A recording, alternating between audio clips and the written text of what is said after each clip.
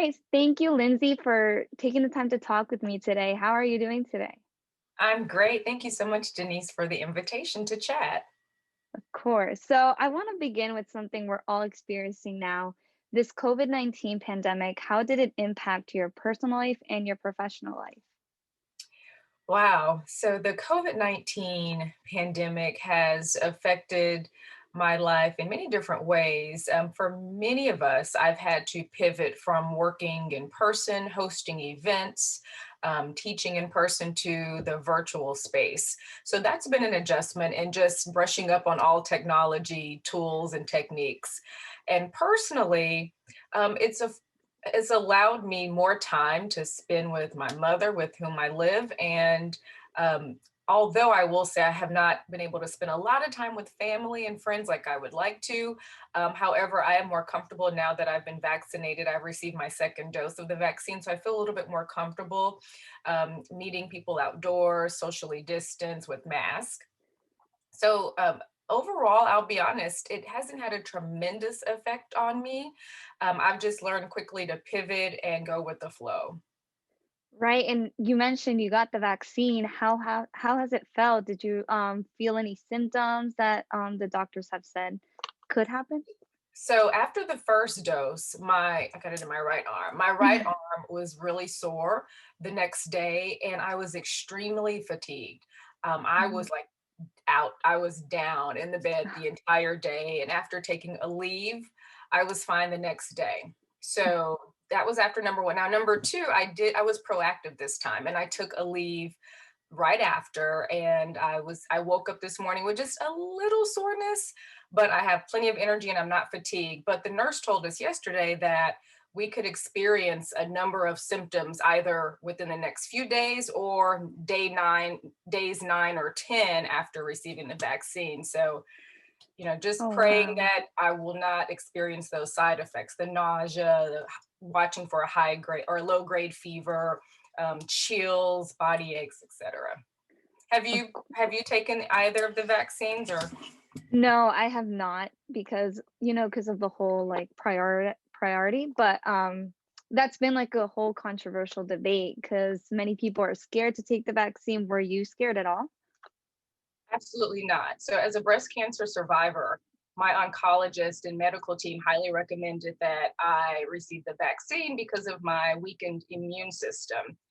So, Mhm. I was in phase 1B, and so that Mhm. was a blessing. But I was not, even if I were not a breast cancer survivor, I would still take it because I strongly believe in science and I have no anxiety or hesitations or hesitancies around the vaccine, just per my research and per my knowledge. So anything that can help us to eradicate COVID-19, I'm all for it. For sure. And once this whole pandemic disappears, hopefully, what is the first thing you want to do? Well, let me think. I'm actually traveling this weekend for the Oh, first time in wow. like 2 years. Uh, Wow. I guess more travel. Like I said, Travel I'm not more. really, as long as I'm masked up and I'm doing things that are outdoors, I'm heading to the beach. I'm I will just really, I guess, increase that and see friends who I haven't seen in a while. For sure. I feel like that's everyone's goal after this whole pandemic is over. And just, attending events, gatherings. I really miss social events because Mhm. that's what I thrive on and just social interaction with friends, family, networking. It's just so different. All we know is Zoom these days. And there's nothing like the personal connection, that in person experience that makes a big difference. Totally. And hopefully this whole thing will end soon. But now that we talked about the present, I want to move to the past a little and talk about your career. Okay. At what age or moment in your life did you know that you wanted to work in the media industry? So I was bitten by the journalism bug as an intern. After college, I was teaching high school and I was interning at a local magazine here in Houston, supporting the PR team and the editorial team. And they sent me out to cover Solange Knowles's birthday party, Solange, Bianca's little sister's birthday party. and I got to take pictures. And I think I interviewed her and was able to write an article. And when I saw my name published and I saw my name in a byline, I was so excited. I said, wow, this is really cool. That was when I was bitten by the journalism bug. And then through another internship experience at a local, the public access channel here in Houston, I really start to fall in love with all of the behind the scenes and in front of the camera experiences and inner workings of the newsroom per se. And I love writing. I've always loved writing. And so the Right. combinations of the internships plus my love of writing contributed to what is now considered, my media career. My love for What's media. what steps did you take first to get your foot in the door in this industry that's so competitive? Mm. So my route was not very non-traditional. I Hmm. did not major in broadcast journalism. Rather, I majored in communication studies. So I focused more on public speaking, rhetoric, and theory. And so I really kind of started all over. So after college, as I mentioned, I returned to my alma mater to teach speech communication. And after school, I would intern to experience what I thought I was interested in, and those experience translated into leaving the classroom and transitioning to the newsroom. And I always say I'm going to write a book about that, from the classroom to the newsroom.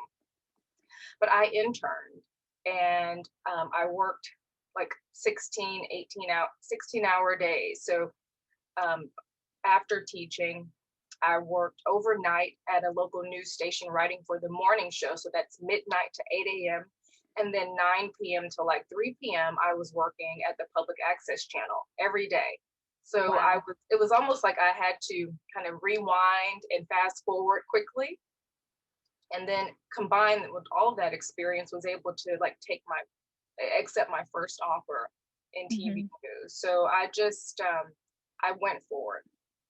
I put the pedal to the metal and I stepped on it. That's a great piece of advice for anyone who wants to like start in this business because many students or aspiring journalists may be scared to get their foot in the door, but just like do it and get yourself out there. You have to do what it takes. Like if you're really passionate about it, nothing will hold you back, right? So I knew that, okay, if I'm gonna leave teaching at age what, 22, the youngest on campus. I'm going to leave teaching and pursue this. I'm going to do it and I'm going to put my all into it. And that's what I did, even if that required working free during the day, but working the overnight position was paid, thank goodness. It was whatever it took. And it took me about a year of that experience to build up my resume quickly and then go from there. And Right. I was really kind of like teaching myself and learning as I was Mm. going along. So when I was in the newsroom, I did have support, but I was still learning as I was going along. So Right. non-traditional, but it's never too late. I talked to Denise, I talked to a lot of journalists who are in their 30s, some even their 40s, and they're starting from scratch. It's never too late. And if you really want it and you're committed and you put all of your effort into it, those doors will open. And that applies to like anything in life, not just journalism. And Absolutely, not just that's anything. right. And I Exactly. love that. And you've worked as an anchor, producer, a host, that's several Oh, networks honey, I worked every position. everywhere in almost many markets and then like those top markets. Were there any moments within those experiences where you felt like you didn't belong or you've experienced imposter syndrome? Whew. Well, I will say when I worked in the Tulsa, Oklahoma market, Tulsa is even to this day, is still a very segregated city. So Mhm. I experienced being called like the colored girl when I was out in the field. And, the people there didn't think that that was inappropriate or insulting. And so that experience made me kind of reconsider just working in media, and specifically in that market, which is why I moved to New York City. I've always wanted to live in New York City, and I stepped out on faith to do that. Imposter syndrome, I've never experienced that. But I guess that can also be aligned to the statement of fake it till you make it. And I did. I mean, there were days when I was freelancing and working paycheck to paycheck, temping do anything to make do everything to make ends meet. So it wasn't easy, but I showed up with a smile, put my lashes on, my wig, my weave, and I showed up. So it was like faking it till you make it, Hmm. and just doing the best I could, right? Sometimes did doubt, like, am I doing the right thing? But I would always get confirmation from God when He opened another door or another opportunity was presented to me, or when I get another offer. So, it's not easy, but it's possible. Right. And I'm sure in this industry and in life in general, there's a lot of people who'll say no. How do you deal with rejection? Oh, honey, so many no's in New York City, so many no's. I would take a moment just to pout and then pick myself back up and keep moving because I didn't have a choice. In New York, it's like the fast moving train, and you'll get left behind if you don't Hmm. board that train and keep it moving. So you don't really have time to pout and sulk. But for me, a no was the fuel and motivation to keep moving forward until I got the yes. Right. And I will tell you, you can apply for 20 jobs. It might take 25 until you get that yes. I just was very persistent. Persistence is what actually opened the first door, my first TV news job in New York City for me. I just kept emailing the news director, followed up like every month until he Hmm. finally responded and said, come on in for an interview. Wow. Yeah, Persistent is persistence, key in everything. persistence is key. Networking too. It's also what I learned is that it's who you know. So networking is extremely valuable. It all comes in a package. It's all mixed together. That's right. Exactly. um, you're also an adjunct professor at Montclair State University. How did that happen and how did this experience help you? So that was who you know. When I was working at NJTV News in Hmm. Newark, New Jersey, one of our, oh, I know what it was, one of the, I think, gubernatorial debates was hosted on the campus of Montclair Hmm. State University. And it just so happened that the former news director at a station, at the CW station or Pix 11 in New York City, was one of the was a professor in the communications department. And I had interviewed with him a few years ago and I stayed in touch. And we were there, we were setting up and getting ready to produce this segment, the show. I, I, I told him that, hey, I'm working here. If you ever need an instructor, I did teach high school communication, but based on my experience in media, I have a lot of experience. I'd be happy to teach journalism in some capacity. Stayed in Hmm. touch with him, and about a few months later, or maybe a year later, he reached out to me and said, "We have some opportunities." So that was just through networking, and that was through an experience that led to another opportunity. Who you And do know? you like, right? And do you like teaching it? I love it. Teaching? Class starts today, actually. So Oh, I'm wow. really excited to meet this new group of students. I am so passionate about it because I Hmm. wish I had teachers who were just as passionate, or those who had practical experience that they could share. What I'm teaching is based on my own experience and everything Hmm. I think they should know, all the tools, tips, tricks, techniques as it relates to writing that they need to know to best prepare them for the real world. Hmm. I engage guest speakers like professional producers, publicists. I bring them in to talk, well, Zoom them in. But Right. I love it. I really do enjoy it. And not only are you a professor, but you've also had experience in the New York PR industry. How do you think this experience has helped you in your professional life? Working in the public relations industry in New York City was extremely valuable, and the skills I learned were transferable to my TV career. I learned a lot about writing, Hmm. how to tell a story and craft a story on behalf of a brand or on behalf of a client. That was really helpful. So being able to write a press release, not only am I able to teach how to write a press release, but I know how to tell stories, even if it's in TV news. So those skills are transferable. It really did help me to strengthen my writing, and it helped me to learn how to network and leverage contacts to get what I need. Yeah, Sure. because in PR, what it's really about who you know. You can write the most beautiful, most eloquent press release, but ultimately it's who you know. You call someone and say, hey, can you write about this? Can you feature this in your magazine? Can you do an interview on this? Mm. So I learned a lot of those strategies, if you will. It's all about connections again. It all comes back Yes, to this it does. networking. It's full circle. And now I'm able to, having relocated back home to Houston, I was able to leverage all of my public relations, um, all of my PR contacts and my media contacts to help me with my breast cancer awareness platform and get Hmm. media moments, garner media moments for that. So it's like a just a circle. And stay in, you And have to stay in touch with your contacts because it will pay off. true. And also, you mentioned your breast cancer survivor and this new platform you have. How did this come about and why did you decide to do it? So after being diagnosed in July 2019 with triple negative breast cancer, stage 2B, I underwent 15 rounds of chemotherapy, bilateral mastectomy, breast reconstruction, and I also had my ovaries and fallopian tubes removed because I carried the BRCA1 gene mutation. I say all that to say I learned so much in a year, Yeah. and medically, physically, emotionally, mentally. And during that time, as I was recuperating from my surgeries, I also was pivoting as COVID happened, Right. pivoting and trying to figure out what was next in my career because I was no longer in New York City.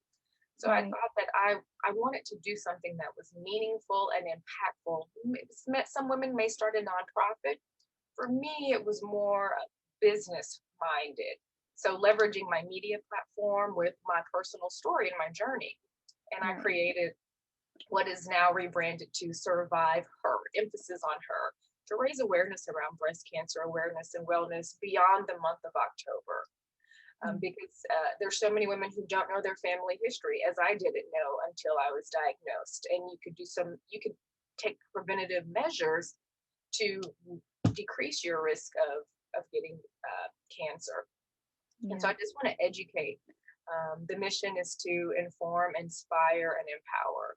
And that's my goal. And I feel like the work I'm doing is so impactful. When I was working in media, Denise, it was great. I just felt like I was the talent. But now I feel like the work I'm doing is life changing. And I feel like that's key too. If you feel like it's changing someone else's life, it's That's worth right. it. What obstacles did you face that were like very prominent while trying to achieve your dream and balancing everything else? I will say this. Uh, when you work in media, you have to have tough skin. That's number one. Hmm. And be able to accept constructive criticism with grace and with integrity and Hmm. use that feedback to get better, to improve. I will also say it was financially challenging. And when you're freelancing, you may get a contract here, a gig here, and then in between it could be radio silence. So, like I Hmm. mentioned, that causes a significant amount of stress, especially if you're living in New York City. So I would say that's the obstacle is just finding that stability in media. But for me, I know that I wasn't doing what I was called to do.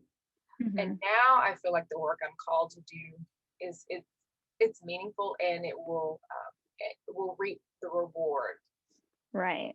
that I was like so anxious to receive. And I'm not saying monetarily because Hmm. it's not that I know that money will come, but when you match your passion and your purpose, they say the paycheck will come. And the obstacle is the financial challenges of working in media, and Hmm. climbing that ladder and trying to stay afloat. For for sure. And a little bit more about your podcast. Can you tell me like what it covers? Is it like a weekly podcast that is released or how's it work? So the podcast is simply an extension of Survivor. I interview breast cancer survivors, Hmm. celebrities, medical professionals, nutritionists, everything really under the wellness umbrella and more, specific to targeting and raising awareness in the African American community. The Hmm. podcast is powered by KTSU Radio, which So before we end the interview, I like to end with 10 random questions, quick okay, rapid fire. Are you ready? I'm All right. ready. What place would you like to visit? Singapore. If you had three wishes, what would it be? I wish for scientists to create a cure for cancer. Hmm. I wish to retire at the age of 40 as a multimillionaire. And my third wish is for Survivor to impact a million women's lives. I love that. Um, what is the best piece of advice someone gave to you?